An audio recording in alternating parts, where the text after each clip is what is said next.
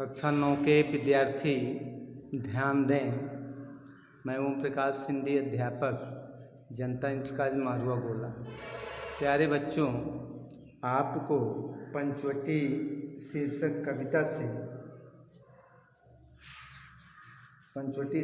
कविता से चौथा अर्थात मृत्युलोक मालिन्य मिटने वाला जो कविता था उसका भावार्थ आपको बता दिया गया। आज हम 5वां कविता शुरू करने जा रहे हैं। आप सभी जो है किताब खोल करके और इसका शुद्ध उच्चारण कर लें और इसके बाद फिर मैं आपको इसका भावार्थ बताऊंगा। तो देखें प्यारे बच्चों, आपको आज दिनांक 25/9/20 कक्षा 9 विषय हिंदी प्रकरण में पंचवटी ही चल रहा है। इसलिए पंचवटी और शब्द संकेत का मतलब आप जानते हैं कि मैं कौन सा पद अथवा कविता आपको पढ़ाने जा रहा हूँ, वह निर्दिष्ट कर दिया गया है। क्या ही स्वच्छ चांदनी है, यह यहाँ से लेकर के सदैव भाव से सेती है, यानी 2 5वां और 6वां। तो इसका शब्दार्थ भी कुछ कठिन शब्द हैं जिनका माने हमने लिख दिया है। निस्तब्ध माने सन्नाटे से युक्त, जहाँ किसी प्रकार से शोरगुल आवाज ना हो। निशा माने रात्रि, स्वच्छंद माने स्वतंत्र, यानी बिना किसी दबाव जोर जुलूम के स्वतंत्र रूप से। सुमंद माने धीरे धीरे, यानी अपने मन से धीरे धीरे। निरानंद यानी निरे, इसमें जो है उपसर्ग लगा हुआ है, नहीं तो आनंद आनंद माने आनंद होता है, तो निरानंद आनंद रहित, यानी कहाँ आनंद नहीं है। गंधवाह माने वायु होता है। और नियत नटी माने प्रकृत रूपी नर्तकी, नियत माने प्रकृत होता है। वसुंधरा माने पृथ्वी, तन माने शरीर। बटोर लेता है सदा सवेरा होने पर, दूसरे में है तो बटोरना माने इकट्ठा करना। विराम दायनी आराम देने वाली, और शून्य माने आकाश। तो यह आपका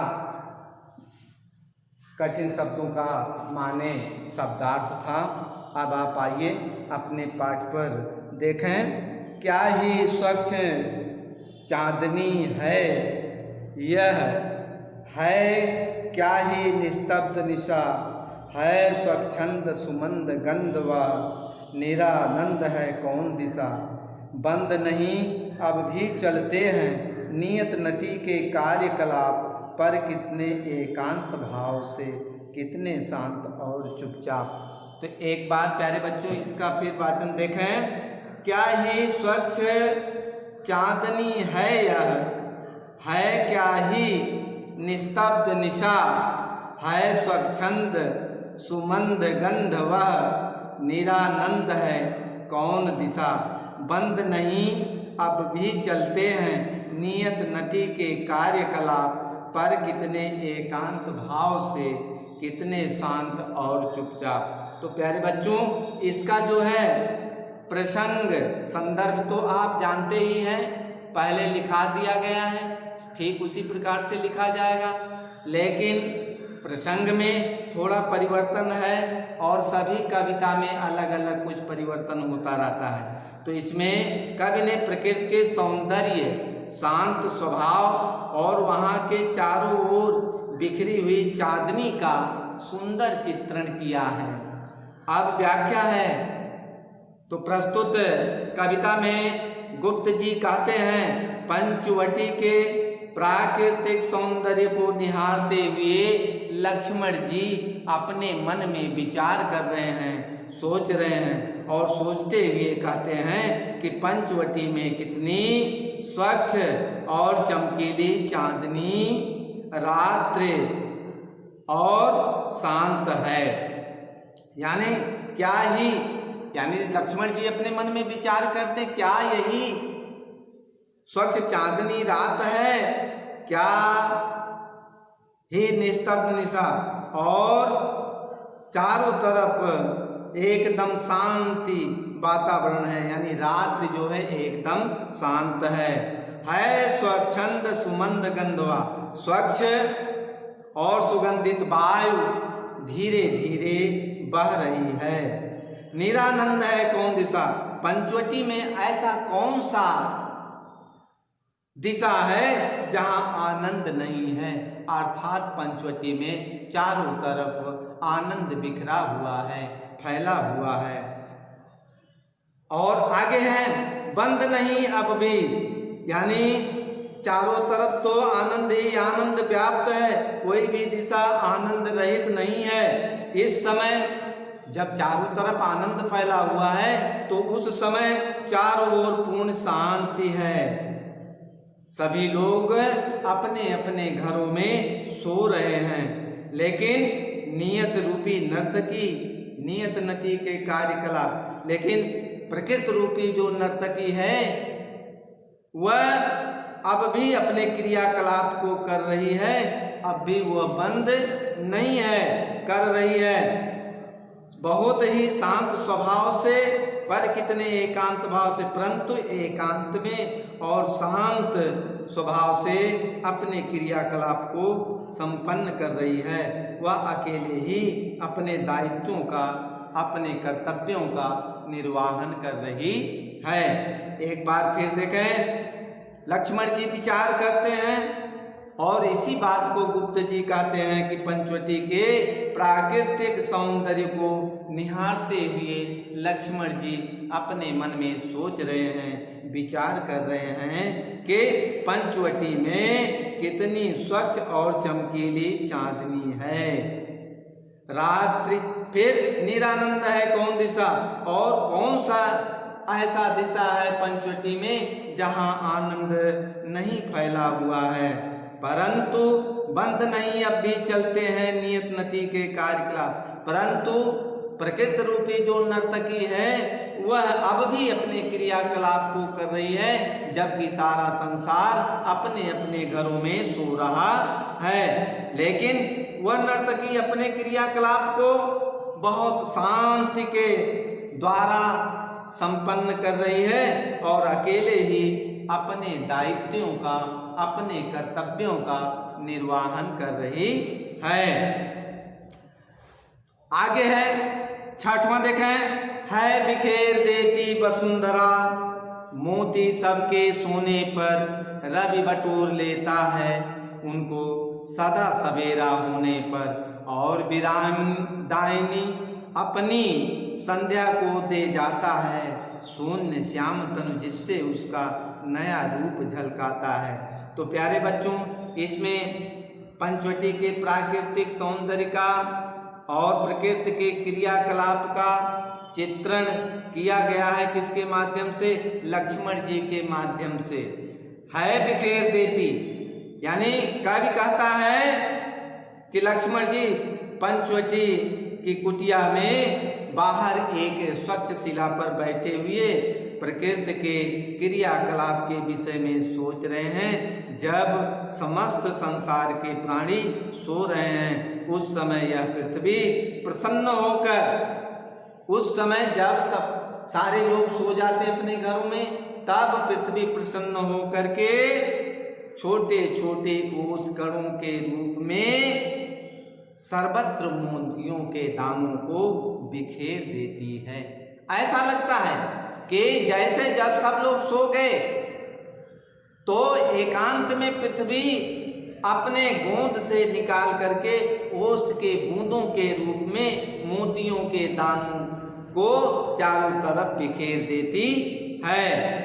रवि बटोर लेता है उनको सदा सवेरा होने पर। प्रातः काल होते ही सूर्य भगवान अपने किरणों रूपी हाथों से उन मोतियों के दानों को इकट्ठा कर लेते हैं, अर्थात सूर्य के किरणों के ताप के कारण ओस के ये कण सूख जाते हैं।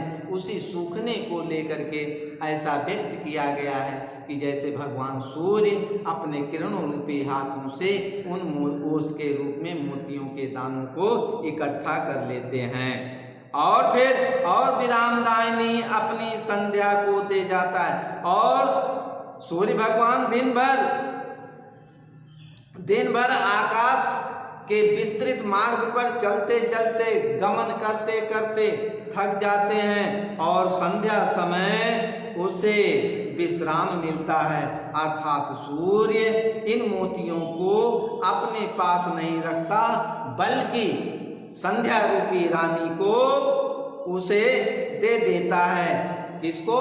यानी ओस रूपी मोतियों के दानों को दे देता, सौंप कर चला जाता है, अस्त हो जाता है। शून्य श्याम तन जिससे उसका नया रूप झलकाता है। मानो वह आराम देने वाली विरामदानी संध्या रूपी रानी यह मोती के दानों को आकाश में तारागणों के रूप में और धरती पर ओस कणों के रूप में फिर से चमक उठते हैं। ऐसा लगता है कि जैसे संध्या ने अपने सांवले शरीर पर इन मोतियों के दानों को तारों के रूप में, नक्षत्र ग्रह के रूप में सजा करके और नए रूप में झलकते हुए दिखाई पड़ती है। देखें एक बार फिर कवि कहता है बिखेर देती वसुंधरा मोती सबके सोने पर। जब पंचवटी की कुटिया में लक्ष्मण जी बाहर एक स्वच्छ पर्वतशिला पर बैठे रहते हैं तो उस समय प्रकृति के क्रियाकलाप को देखते हुए कहते हैं कि जब सारा संसार अपने अपने घरों में सो जाता है तो वह पृथ्वी अपने गोंद से निकाल करके ओस के बूंदों के रूप में इन मोतियों के दानों को चारों तरफ बिखेर देती है। रवि बटोर लेता है उनको सदा सवेरा होने पर और प्रातः काल होते ही सूर्य भगवान अपने किरणों रूपी हाथों से उन ओस रूपी मोतियों के दानों को इकट्ठा कर लेते हैं और वह इकट्ठा करके अपने पास नहीं रखते हैं, बल्कि दिन भर चलते चलते आकाश मार्ग से चलते चलते जब थक जाते हैं तो उन्हें विश्राम देने के लिए जब संध्या रूपी रानी आती है तो उन मोतियों के दानों को, ओस के बूंदों को उन संध्या रूपी रानी को दे देता है और संध्या रूपी रानी अपने सांवले शरीर पर इन मोतियों के दानों को तथा आकाश में उगे हुए नक्षत्र तारे गणों को देखकर ऐसा लगता है कि अपने सांवले शरीर पर इनको आच्छादित करके सजा करके नए रूप में झलकते हुए दिखाई पड़ती है। तो प्यारे बच्चों, काव्य सौंदर्य में अब आप लिखेंगे भाषा है, हमने लिख दिया है कि शुद्ध साहित्यिक खड़ी बोली है और शैली में भावात्मक भी है और चित्रात्मक भी है। गुण जो है वह प्रसाद गुण है तथा दूसरे छठवें में माधुर्य गुण है और रस पांचवें में शांत रस है और छठवें में श्रृंगार रस है। छंद मात्रिक छंद है। अनुप्रास अलंकार भी है। देखें कहाँ, सबके सोने पर, तो सावर्ण की आवृत्ति होने से सदा सवेरा में देख लें, सावृत्ति की आवृत्ति होने से यहाँ अनुप्रास अलंकार है। लेकिन ओस की बूंदों का वर्णन मोतियों के रूप में किया गया है, इसलिए यहाँ रूपक अलंकार है।